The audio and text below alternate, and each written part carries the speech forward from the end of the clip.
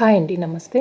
ఈరోజు వీడియోలో నోరూరించే అల్లం పచ్చడిని ఎలా చేసుకోవాలో మీకు ఈ వీడియోలో చూపిస్తా అండి. ఇలా ఒకసారి చేసి పెట్టుకున్న అల్లం పచ్చడిని అన్ని టిఫిన్స్లోకి 3 నెలల పాటు తినొచ్చు. అల్లం పచ్చడి చేయడానికి ముందుగా 1 కప్పు వరకు చింతపండుని గింజలు నారలు లాంటివి తీసేసి గిన్నెలోకి వేసుకోవాలి. 1 కప్పు నీళ్లు పోసి చింతపండు ఉడికి దగ్గరగా అయ్యే వరకు మధ్య మధ్యలో కలుపుతూ మెత్తగా ఉడికించుకోవాలండి.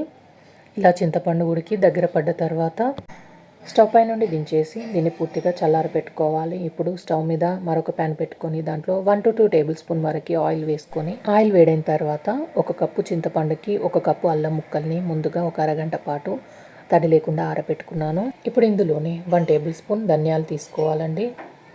మంటని మీడియం ఫ్లేమ్లో పెట్టి ఇవి మంచి కలర్ వచ్చే వరకు బాగా ఫ్రై చేసుకోవాలి.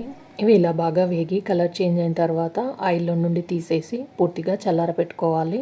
ఈ చల్లారిన తర్వాత ఇప్పుడు మిక్సీ జార్లోకి ముందుగా ఉడికించి చల్లార పెట్టుకున్న చింతపండు గుజ్జు, అలాగే వేయించిన అల్లం ముక్కలు, ధనియాలు వేసి అలాగే 1/2 కప్పు వరకు పొట్టు తీసిన వెల్లుల్లిపాయలు, 1 కప్పు చొప్పున చింతపండు అల్లం ముక్కలకి 1 కప్పు బెల్లం వేసుకోవాలండి.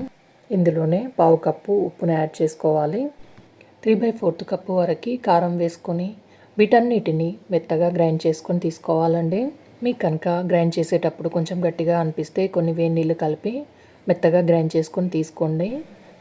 ఇప్పుడు అదే ప్యాన్లోకి 1/2 కప్పు వరకు ఆయిల్ వేసుకొని ఆయిల్ వేడైన తర్వాత 1 టేబుల్ స్పూన్ ఆవాలు, అలాగే 1 టేబుల్ స్పూన్ జీలకర్ర, కొన్ని ఎండుమిరపకాయలను తుంచి వేసుకొని ఒక 10 వరకు వెల్లుల్లిని పొట్టు తీసుకొని ఇలా కొంచెం కచ్చపచ్చగా దంచి తీసుకోవాలండి.